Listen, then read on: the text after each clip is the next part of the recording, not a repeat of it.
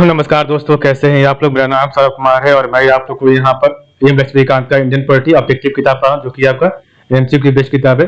इस किताब से हम लोग जो है सेट प्रैक्टिस करेंगे और चैप्टर बाय चैप्टर कर रहे थे। आज हमारा आखिरी चैप्टर होगा, ठीक है, एम लक्ष्मीकांत का। ठीक है, तो आज हमारा सेट नंबर 71 होगा और चैप्टर नंबर 70। ठीक है, सॉरी, आज हमारा चैप्टर नंबर 71 होगा। ठीक है, 71 है आज। ठीक है, और आपका सेट नंबर 72। ठीक है, और आपका चैप्टर नंबर 71 है। ठीक है, तो यहाँ पर गलती हो गया था। ठीक है,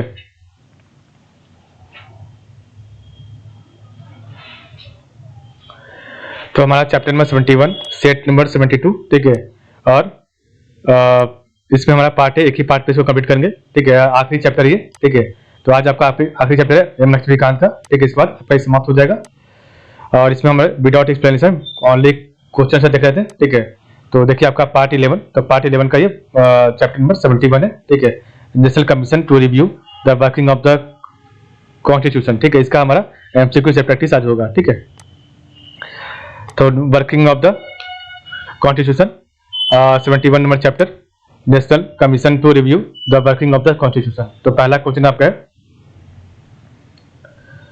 71 का, which of the following in respect of the enlargement of fundamental rights were recommended by the National Commission to review the working of the constitution constituted by the government of India in the year 2000.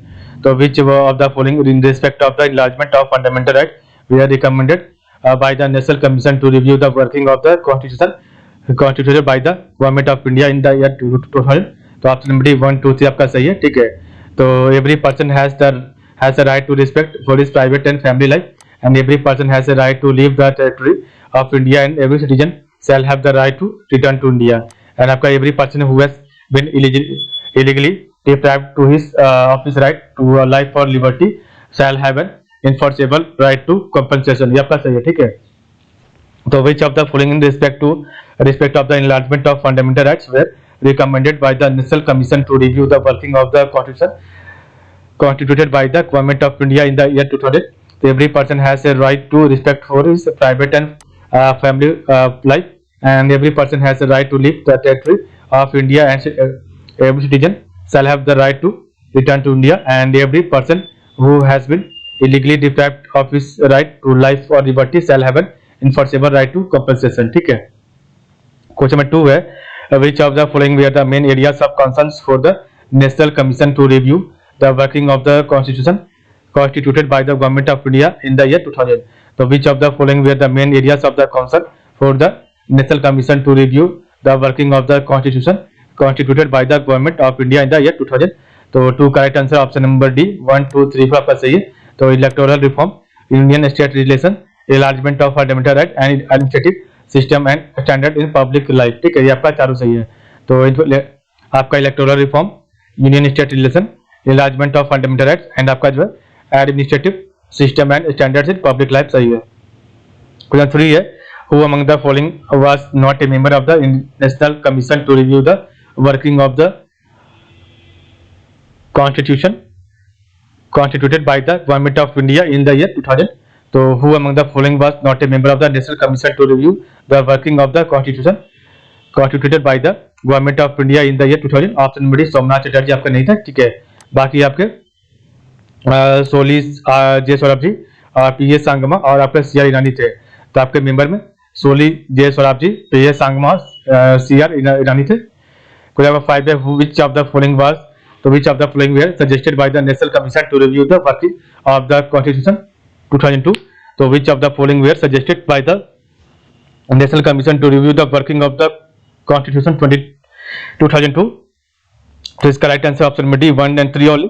तो 1 और 3 आपका सही है। ठीक है, तो the governor should be appointed only after consultation with the chief minister of the concern district, ये आपका सही है। The governor should not be allowed to dismiss the ministry so long as it enjoys the confidence of the assembly, ये भी सही है। और a person with fair knowledge of constitution and Indian polity should be preferred as governor, ये आपका गलत है। ठीक है, तो आपका 1 और 3 आपका सही है। ठीक है, तो the governor should be appointed only after consultation with the chief minister of the concerned district, सही है। The governor should not be allowed to dismiss the ministry so long as it enjoys the confidence of the assembly. Question 5 है, who among the following was the chairman of the, तो who among the following was the chairman of the National Commission to review the working of the constitution constituted by the government of India in the year 2000. Option number C, M. Venkat Chalaiya. तो who among the following was the chairman of the National Commission to review the working of the constitution constituted by the government of India in the year 2000. Option number C, M. Venkata Chaliah. ठीक है, तो इस प्रकार हमने देखा आज का video. तो आज के लिए बस इतना ही. आप लोग का बहुत बहुत धन्यवाद. आपका टोटल चैप्टर हमने कंप्लीट कर लिया. ठीक है, नेक्स्ट हम लोग पढ़ेंगे कल अपेंडिक्स.